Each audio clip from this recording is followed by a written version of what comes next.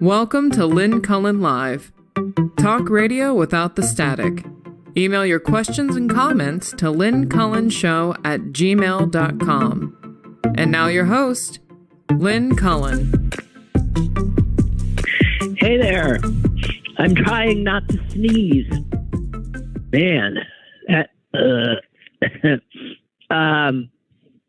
was doing just fine, and then I heard the intro and I immediately felt like I had to sneeze, which is, of course, par for the course, I guess. So, welcome. It's January 30. I was a little concerned that we might have a late start today because I had a doctor's appointment already this morning, but it went quickly, and I made it back in time. So, all is well. Did I say January 30? See, it's this short-term memory stuff that is really freaky. Really freaky. I blame it on all my pot smoking, not age. I don't know. I who the hell knows? Anyway, I got to tell you, I have not seen, nor do I intend to, the video that was released. I believe it was Friday, right? I spent a lot of time making sure I didn't see it. And at one point, I walked into a room and the TV was on, and it was clear I was listening to the audio of that and the beating and killing of Tyre Nichols. And I just found myself, I slammed my hands up. I cannot.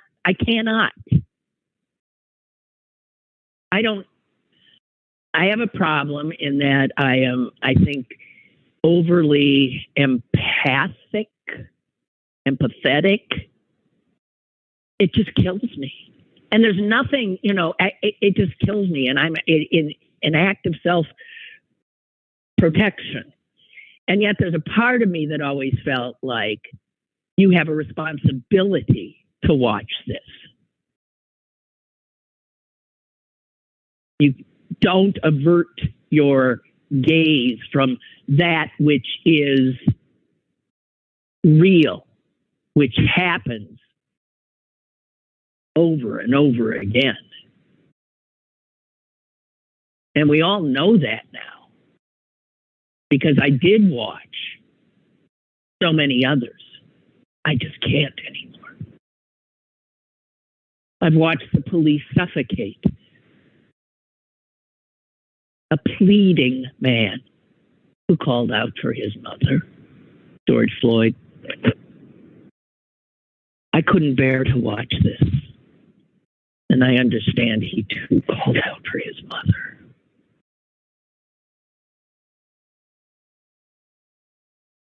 When I first heard about this latest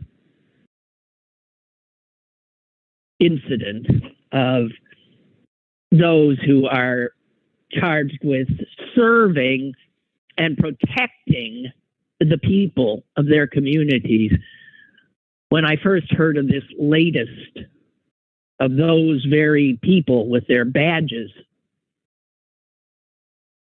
killing a member of their community for no reason, none whatsoever, I couldn't believe the speed with which I learned that all 5 officers involved had been charged with second-degree murder. I thought, whoa, man, that was quick. And then I saw their pictures, and I'm sure I'm one of a gazillion people who had the same, oh, well, they're all black. If they'd all been white, I don't know that it would have been so speedy. And the police union's been real quiet. But now understanding the brutality of this murder, misconduct, it doesn't make a damn bit of difference. And I'm reminded of something I saw that a black man said that his parents taught him. We know that black parents have a tough job, to say the least, especially in the raising of their boys, warning them, telling them about the reality of the way things are. And this man said that his parents told him, never forget that the race of a cop is cop. Don't think that because a cop is black, that he'd be less likely to brutalize or kill you. The race of a cop is cop.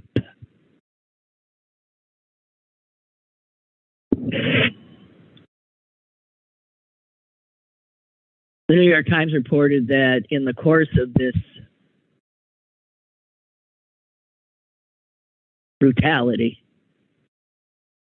these cops gave this poor, helpless soul 71 different commands in the space of 13 minutes.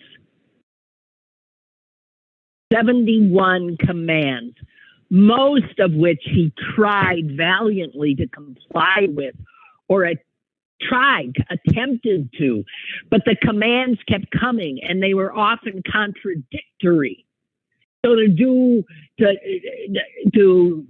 try to do and respond to that command, he would only elicit another command and more brutality.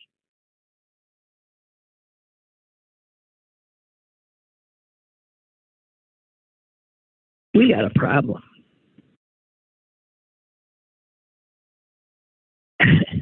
Did I say problem? We got serious problems, and this one coalesces three of the biggest, just brings them all together. Our problem with race in this country, our problem with guns in this country, our problem with the police in this country.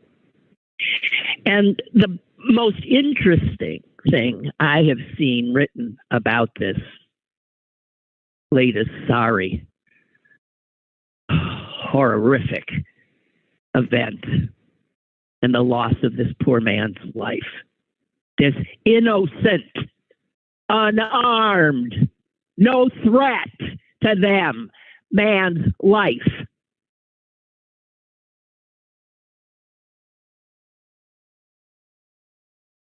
And the best thing I've seen about the problem was written in the New Yorker.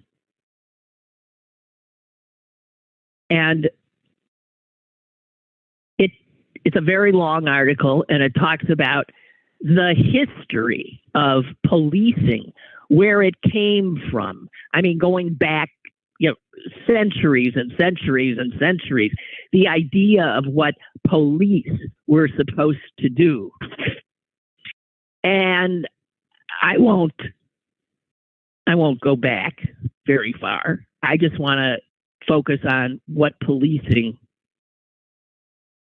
has been like in the United States, mostly in our lifetime.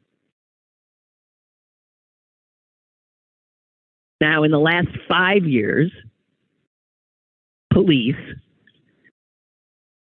here have killed, and we don't have, I'm rounding down, rounding up. In the last 5 years, police have killed 1,000 Americans. They've killed 1,000 Americans.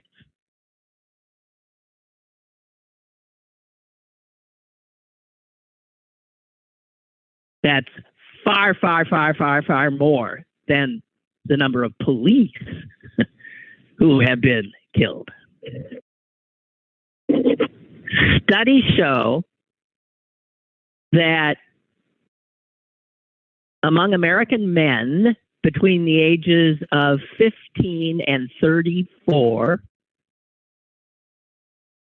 the number who were treated in emergency rooms because of injuries inflicted by police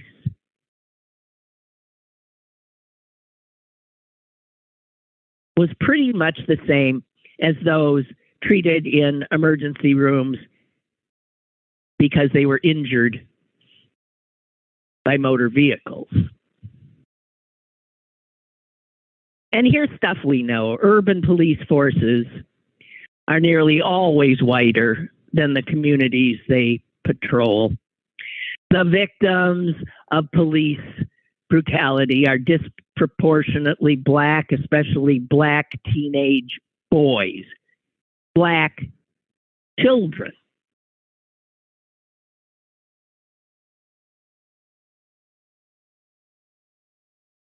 You know how many police officers there are in this country? 700,000, give or take 10,000 here and there.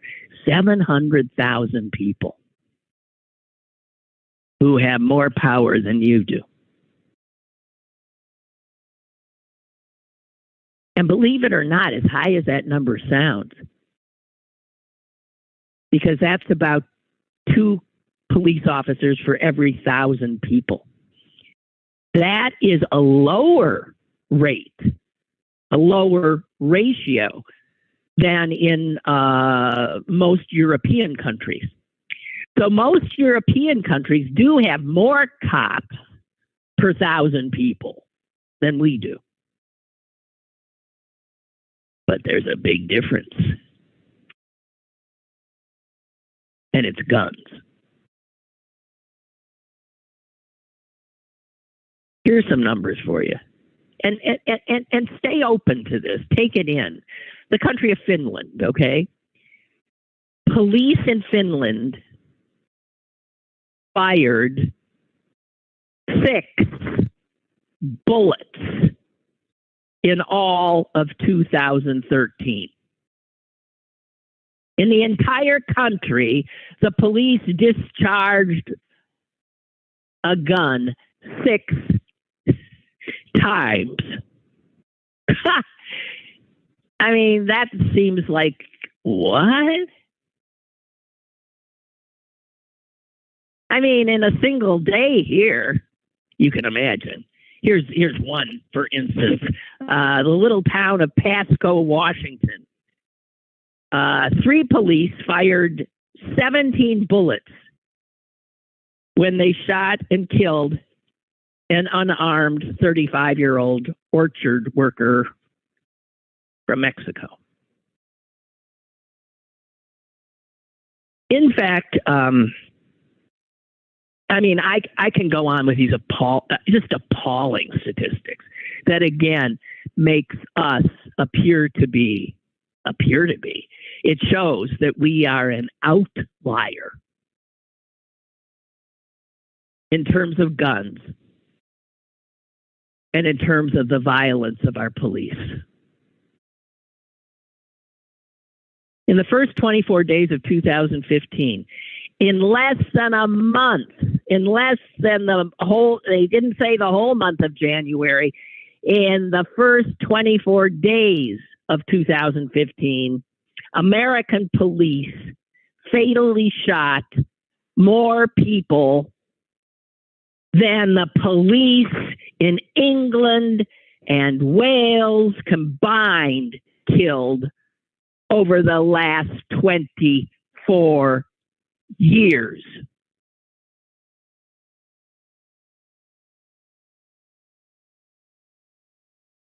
American police are armed to the teeth, and they're armed in ways that police, they're armed with military equipment, which we know was given to them by the Pentagon. And that's when all these SWAT teams developed and the militarization of the police in this country intensified.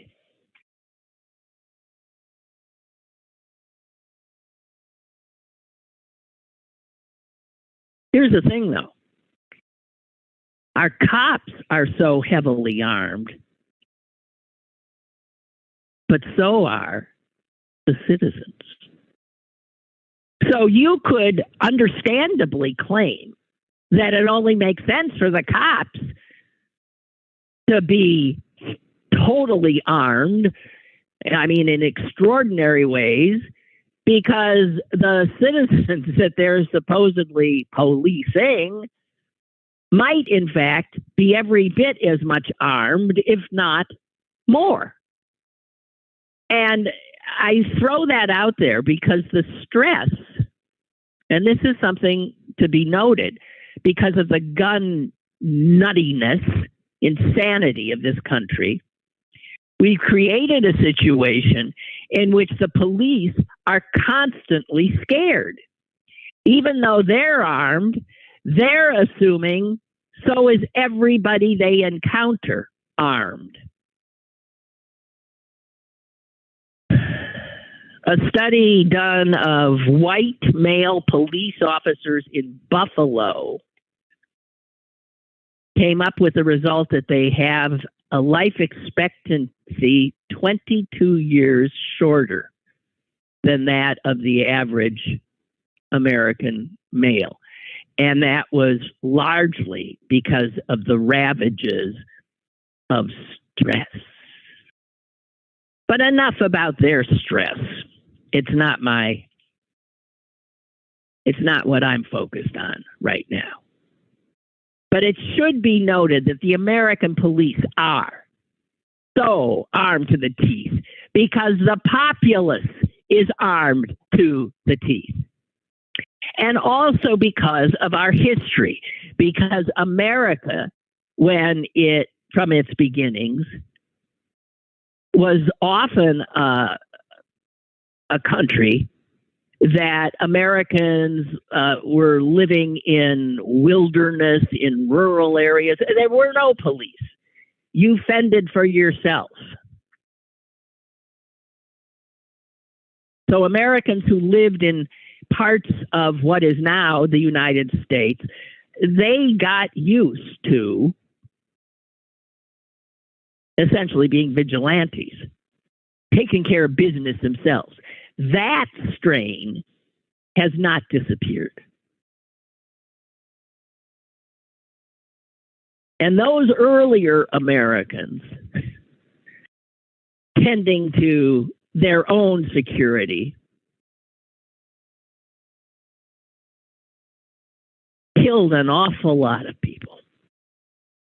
And strangely or not so, many, if not most of the people they killed were Native Americans and people of color.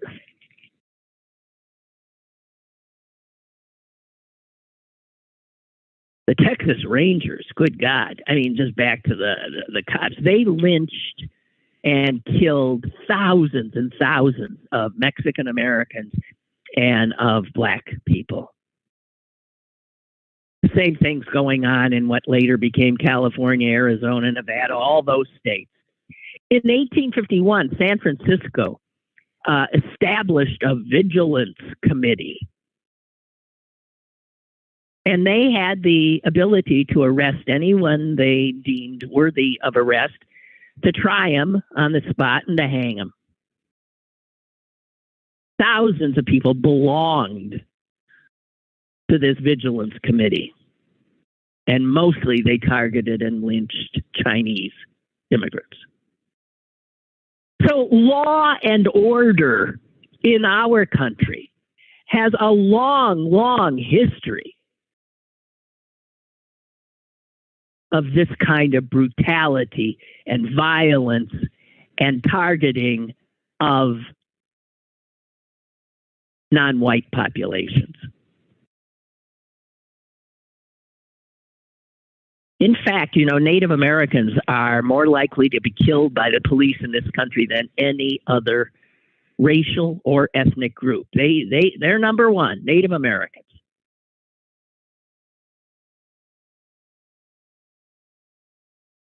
Incredible. And stop and think. Police in the South in this country upholding the law, which was in and of itself a crime. The laws were crimes. The Jim Crow laws were crimes.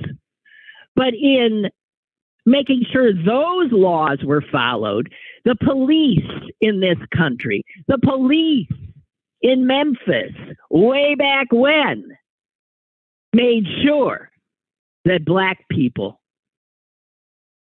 were kept in their place. Now, if you know or learn anything about, so when did the police become more like the police we understand? Well, that's traced back to, again, California, Berkeley, and the beginning of the 1900s, when a guy named August Vollmer became the chief of the police department in Berkeley. And he had been in the military, served in the Philippines in 1898. And he felt that the police should model themselves after the military. And that is the beginning of the kind of policing we see now. And Vollmer pointed out, look, if you're conducting a war, you're killing the enemies of your enemies. But for the police, we are also in a war. And who are our enemies? Well, I'll tell you who they were. They were black people. They were immigrants. They were socialists.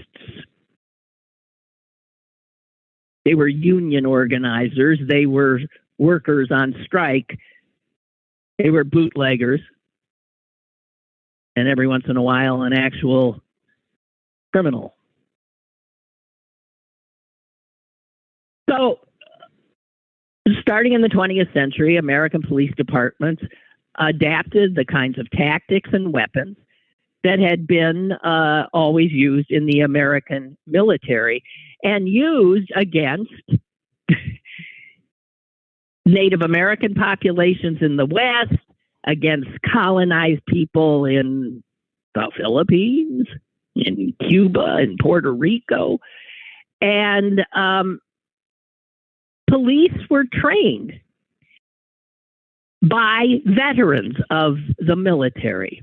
And we know that today, the police anywhere in this country are disproportionately veterans of the military.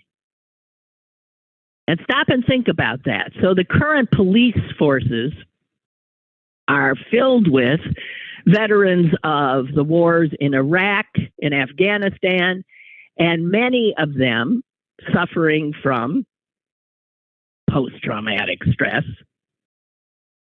Actually, there was a study done on the Albuquerque police, and that study found that officers who were veterans were more likely than non-veteran officers to be involved in fatal shootings, and generally more likely to use force, more likely to fire their guns, because they have the mentality of a warrior, not of a servant of the people.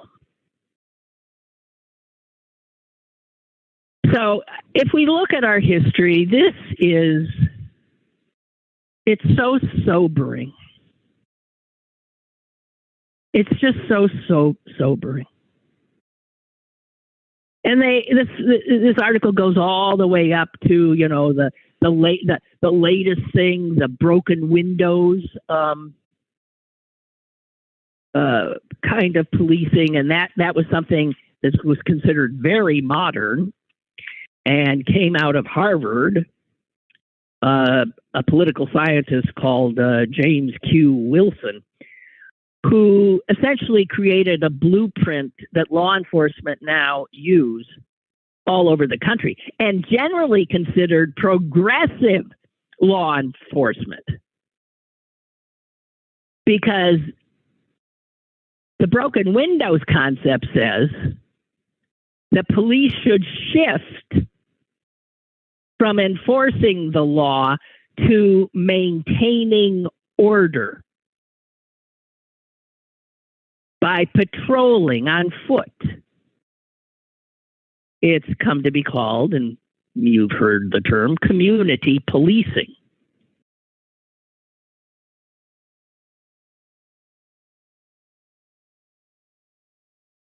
And he called for police to arrest people for petty crimes, broken windows, on the theory that someone doing a petty crime was in all likelihood going to commit other and more serious crimes. And so a lot of American cities got into doing this. And here's a commander of a specific kind of, well, I suppose it's somewhat like this special squad that these 5 Memphis cops were part of. Detroit established something called the STRESS program. Stop the robberies, enjoy safe streets. STRESS. And they ended up arresting so many black people that the black police officers rebelled. And one commander, in defense of this program, said, "We just don't walk up and shoot somebody. We ask him to stop. If he doesn't, we shoot."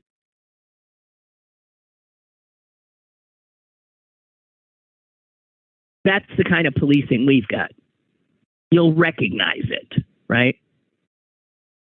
We have learned names of a lot of young black men and children who were killed because when the police said stop, they didn't, so they got killed.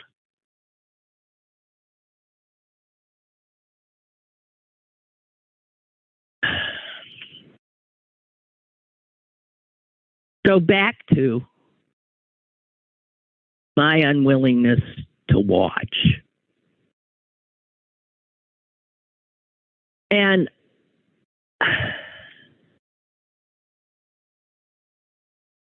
I mean, A.O. Scott in the New York Times wrestled with it. I don't know that I agree with everything he said, but I clearly understand the reasons that, for instance, Mr. Nichols' family wants us to watch what happened to their loved one. Wants all of us to watch what he endured. And that is akin to the feeling of wanting that we should all watch is like Emmett Till's mother insisting on an open casket so that people could see what they had done to her boy.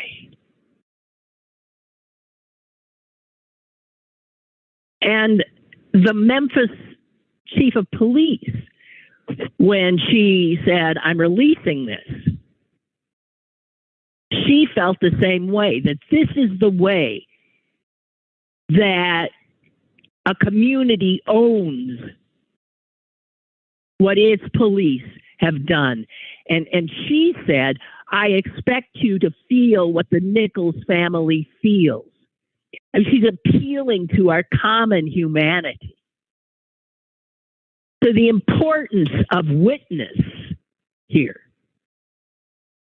I totally understand it. But, as I said, I can't anymore. I can't look at any more of these innocent people, these black men being killed in front of my eyes. And here's the other thing, I wonder about how many people watching that video enjoy it. Enjoy watching 5 black cops beat the hell out of a black man. And that's where we get into witnessing something is one thing, but being a spectator to the thing is a different thing, and it is not a good thing. So that it's like, to me, I mean, does our news play snuff films on the news? Well, yeah, they do. I've watched them. They wouldn't call them snuff films, but that's what they are. We're watching as people's lives are stomped out of them or suffocated out of them, brutalized out of them. And stop and think about American history and the killing of black men. White people used to picnic, bring their kids. They watched, they witnessed, and it was a party watching some black man or woman be brutalized and lynched and hung and tortured. Killing as public spectacle, as entertainment.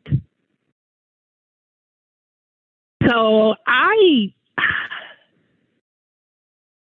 a lot of people don't turn away from violence. They're fascinated by it.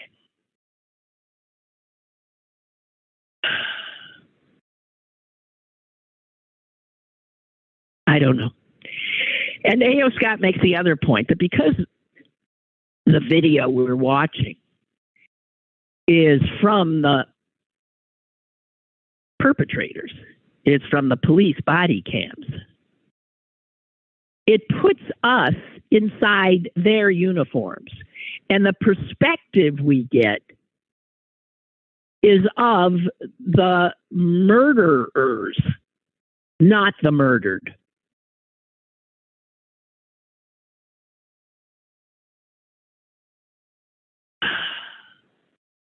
I don't know. A.O. Scott ends his piece thusly. We see the violence from the point of view of the perpetrator. We aren't bearing witness so much as experiencing our own complicity. And taking account of that is perhaps where the work should begin. I acknowledge our complicity, but I can't watch anymore. I just can't watch.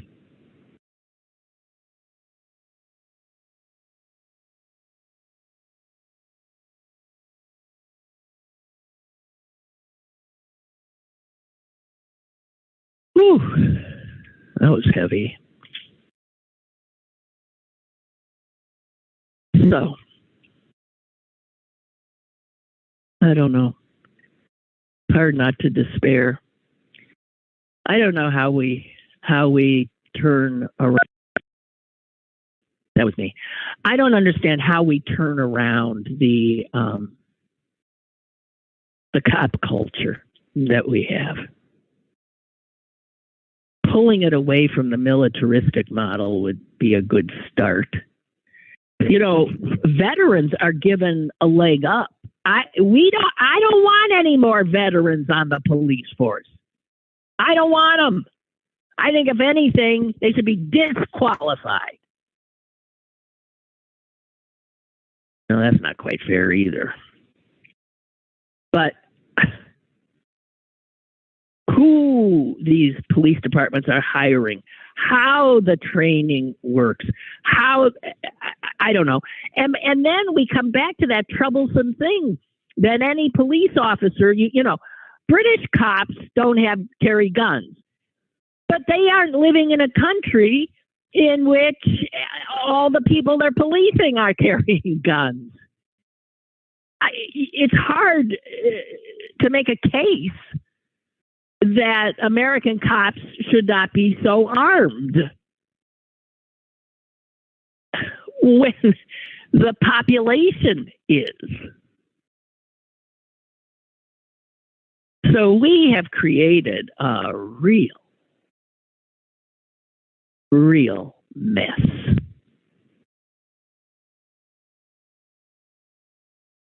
And after Tyre Nichols, there will be others. There will be other names, and then they'll fade because there's so many names. You start to think, now, wait, which one was Tamir Rice? Wait, now I know.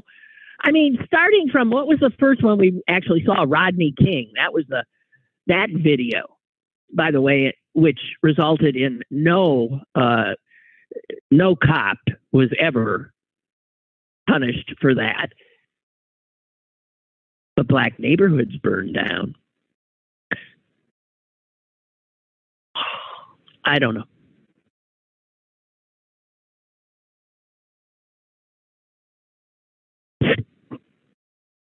I don't know. Sometimes it feels too much to bear the sense of complicity that I feel, and the sense of the problem being so huge that you just cannot figure how we'll ever get a handle on it. Which is not to say that we abandon the effort. But the cops, as currently constituted, are too often the enemy.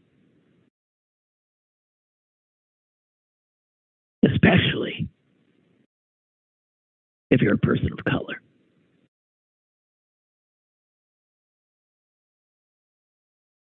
Okay, let's lighten it up for a second here.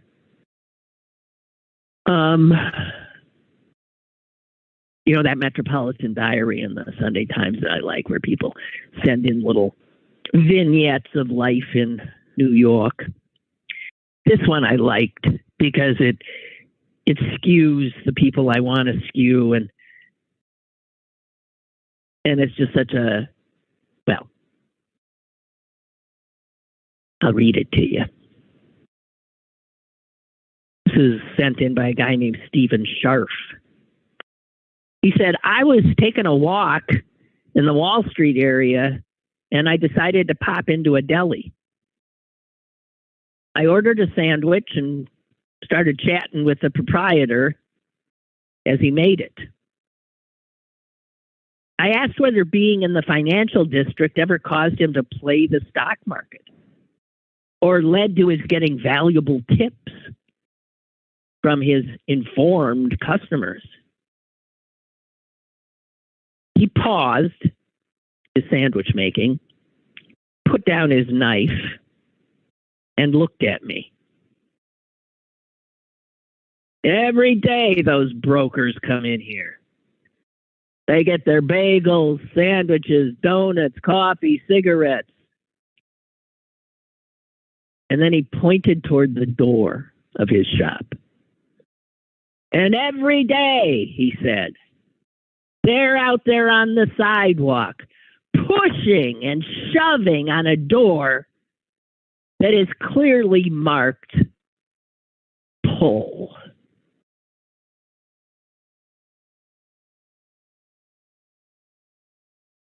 that was an answer to, did he ever get any tips from these brilliant guys on Wall Street? I love it. I love those little things. I love it. Hey, I also have to tell you that I had, I think when the Academy Award nominations came out, and I was reading them off, the one, All Quiet on the Western Front, which was a remake of I thought, wonderful old film. This is directed by a German, and turns it around in that we're looking at German troops as opposed to the Americans in World War I. All Quiet on the Western Front. And somehow it popped up on my TV on some streaming service. And I thought, well, the heck. It got an Academy Award. I guess I should watch it. So I started watching it. And man, it was, first of all, it's beautifully shot. It's really well done, I guess. And I made it for 2 hours. It's over 2 hours long. I made it for 2 hours. I don't know how, because it is, well, I've been talking a lot about brutality. The brutality of war that is pictured in this picture is relentless. And after a while, I literally couldn't stand it anymore. I couldn't. I had invested 2 hours. I had maybe 20 minutes to go. And I couldn't believe it. I thought, I can't do it anymore. I mean, in terms, if you wanted to show this to young men who think of going into the military or going to war as some kind of a heroic enterprise, this would be a movie to show them. It is totally anti-war to the point that I could not take it. Too much. Just want to tell you, I'm warning you. I am warning you. I would avoid it. Great acting, all that stuff, videography, blah, blah, blah, blah, blah. But oh my God.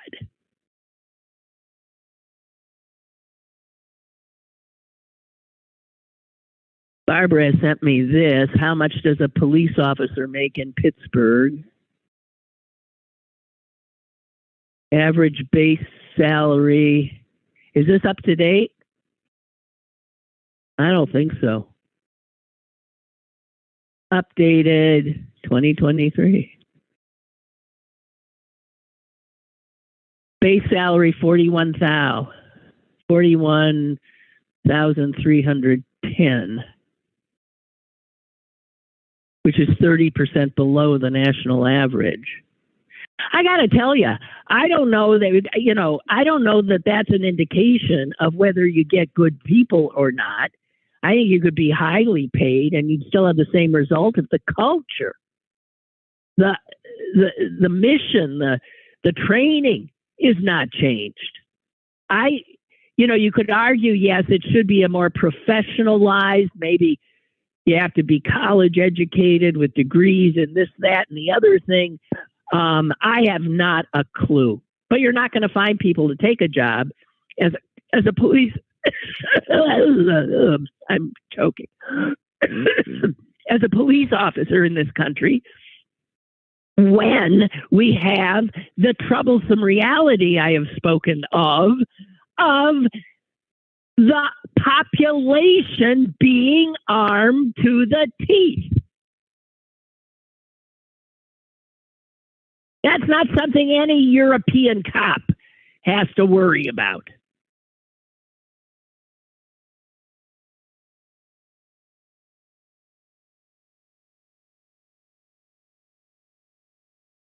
I don't know. I do not know. Okay. So it's almost February. And when it hits February, I always think February. Next up is March. And February is a short month. And then next up is March. And March, I see every March around here, I see flowers popping up. So I'm thinking, man, this winter, I know, I'm knocking on wood here. I know I'm jinxing it. This winter has been the most ridiculously easy winter I can remember.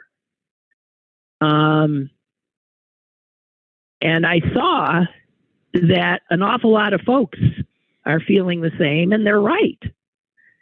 In terms of just snowfall, so I'm not going to talk about temperature, which has been, I'm sure, above average. We had that one spell of cold, lasted what, for not even a full week. I mean, otherwise, the temperatures are more than tolerable. And so the New York Times did a piece, and they looked at the winter so far, and they listed some of the locations where the folks like us are enjoying a lot less snow shoveling. I haven't shoveled snow once. I know, I shouldn't say it. Knocking on wood. And the fact is Pittsburgh is one of a number of cities that is seeing less snow than 75% of all the winters that we ever kept a record. So, yeah. And then there's another list which we didn't make, which is less snow than 90% of all winters. And Philadelphia is on that list, 90% less. New York's on it. Lincoln, Nebraska's on it. Baltimore is on it. But we're in, I mean, so most places it is less snow than 75 to 90% of all winters.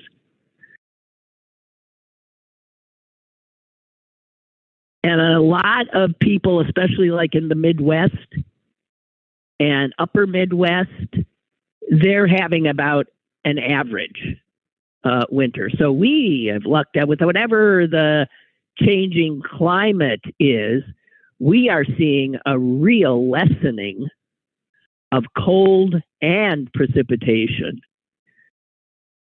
In my home state of Wisconsin, it's normal.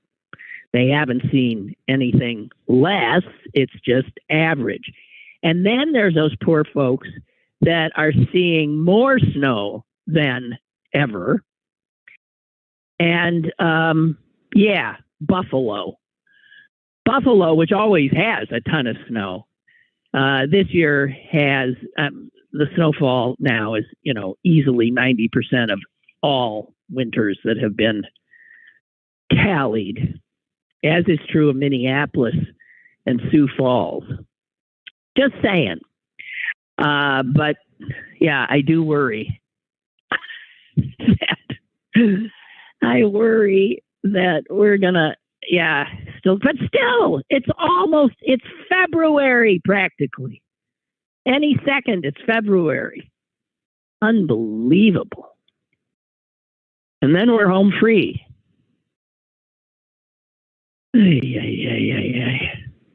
So, let me think.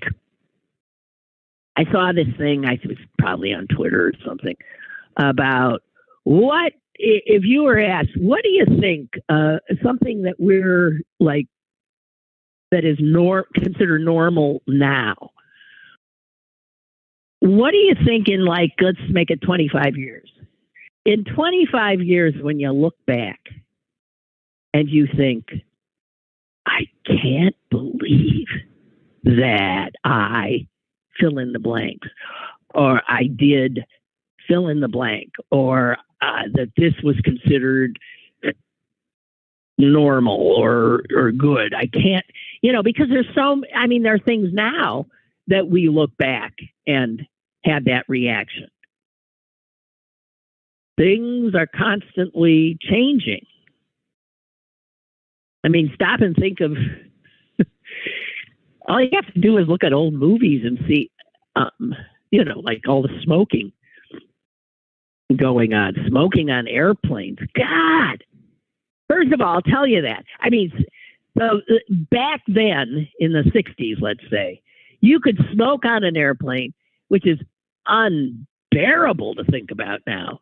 But in all of that smoky cabin, you also had a nice, wide, comfortable seat.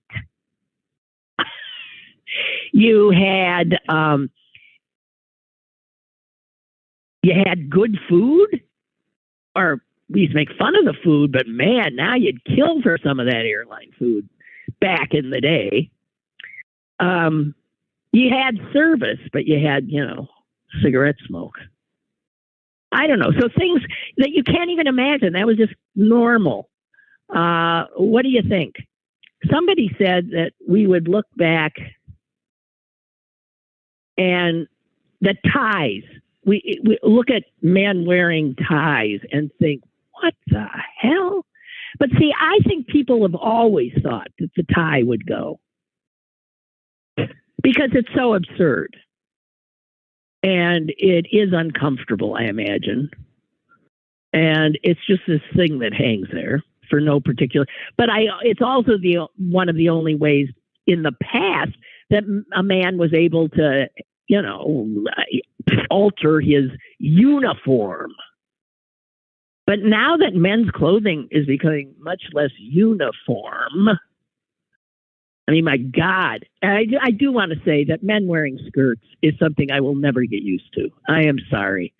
Some of the stuff that you see guys wearing now, I think, oh, jeez. I mean, not that I've seen it. This is one of those times when I'm glad Pittsburgh is behind the curve. I haven't gone out somewhere and seen a guy in a skirt, but I see them, the trendsetters attempting to get other men to wear skirts. Jeez. So anyway, somebody else said, we'll laugh hysterically at saying LGBTQ. I'm already laughing at saying LGBTQ. I've been laughing about it for a decade. There's got to be some better thing. I mean, because you can add a letter, and there's people who've added I and for intersex and I don't know. So that is something that is just so absurd. And somebody has suggested, you just got to have a word.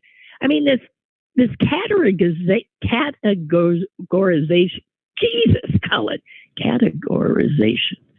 As a matter of fact, when I went to the doctor today, I had to fill out, even though, listen to this, there's a pet peeve. I dutifully had gone online and filled out all the papers. They said you can check in before your visit. And I, took forever. I answered a gazillion questions, everything about my health, this, that, and the other. And then I get there and they hand me this goddamn bunch of paper. I said, I already did it online. They said, no, well, this is different. No, it wasn't. And so I'm angrily scribbling on it.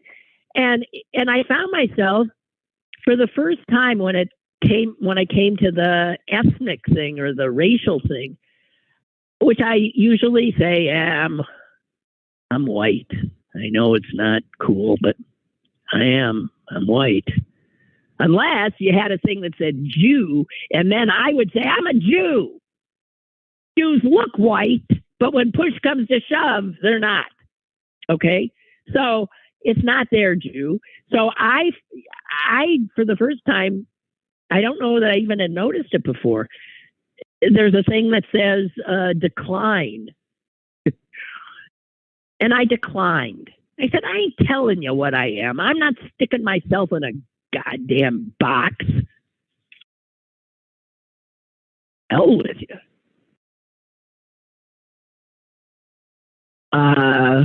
We got a call. Hello?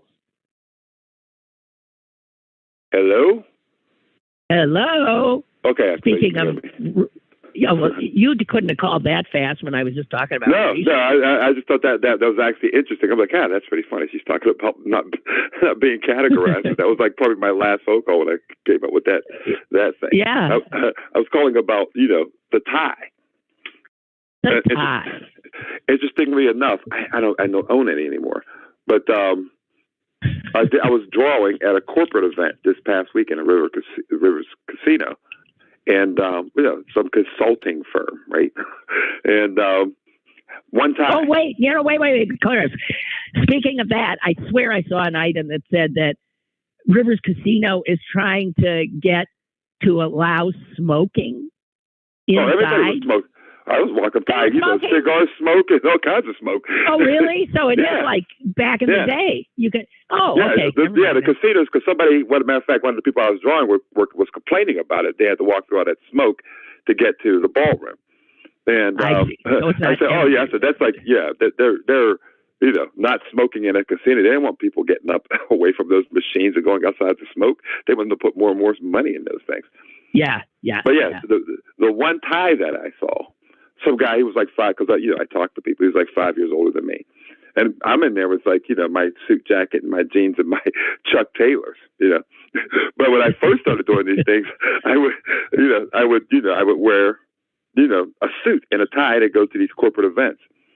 And now that I'm an older, and that's just gone. The younger kids, they'll be somewhat dressed up. And by the way, that blue suit with brown shoes, that's their that's their look. I'm like, does everybody have a blue suit and brown shoes? No ties, but they all have. They just say it's I don't know what kind of blue it is. It's not like a dark navy blue, so like a bright blue. But these kids are like. I think I know what blue. Yeah. I know it. Yeah. So I got to make fun of stuff, right? So it's like I said, wow, another blue suit. They go, what do you mean? I'm like, look around. But it's like this, like if you want to be trend, it's on trend now.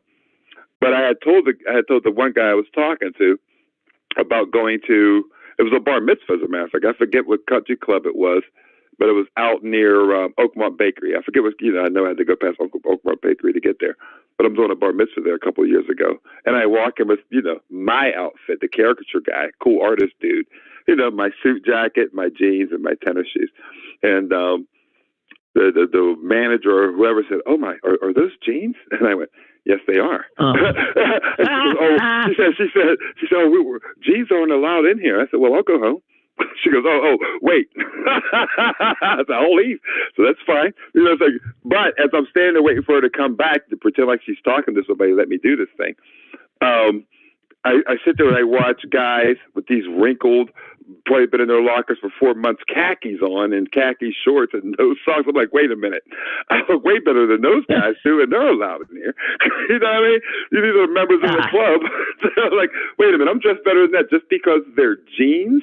I can't wear them. That's right. Get out of here. That's right. What century are you from? I'm walking in. Yeah, it's all such nonsense. This, demonizing certain materials or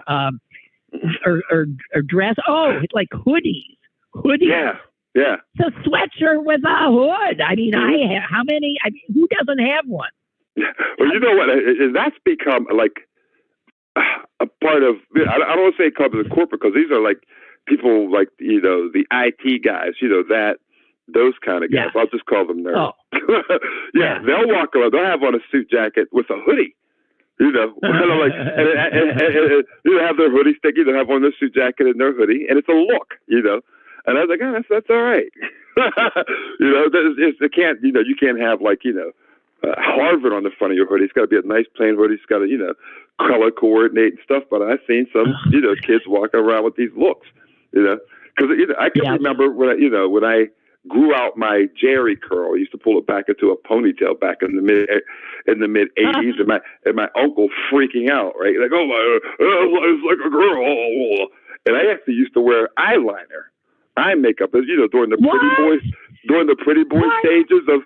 Do you remember like Prince and those guys? Yeah, but I never knew anyone who did it. Wow, you did eyeliner? Oh, I bet I had eyeliner and what was it? They called it bronzer, but basically it was a foundation. A foundation. Yeah. Yeah. Yeah, walking around looking all pretty. I'll try to find the picture. If I can find the picture of Pretty Boy Clarence with all my hair, I'll email it to you. In my I'd love it. Before I went bald. You know why you went bald? Because you were pulling that hair and the roots came out. Oh, so I'm sorry. I think I'll pass time. But I recently did caricatures for this. It's called Steven Zabas. It was called Steven's Hair Graphics when I was young. But the guy named Horst created a Veda hair product, came in to do a hair show. And so I knew the guy said, they needed a token black guy for this hair show. So they came to me, and I had my Jerry curl. So he took it out and he cut it into a flat top. This haircut, like Grace Jones had. I was like a first one walking around Pittsburgh with it.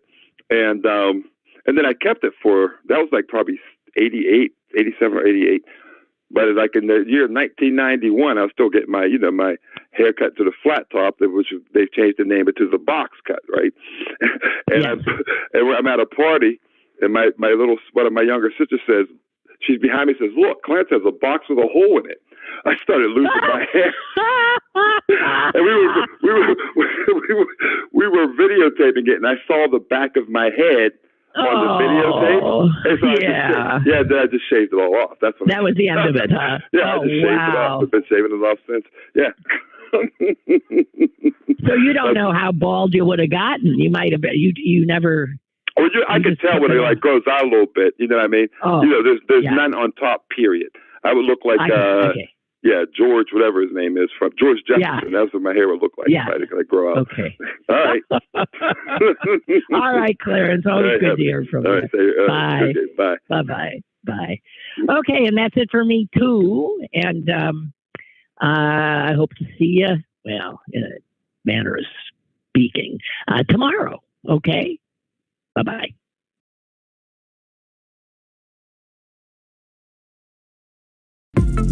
Lynn Cullen Live, Monday through Thursday from 10 a.m. to 11 a.m. and archived at pghcitypaper.com. The opinions expressed on Lynn Cullen Live are those of the host and do not necessarily reflect the viewpoints of Pittsburgh City Paper or its advertisers.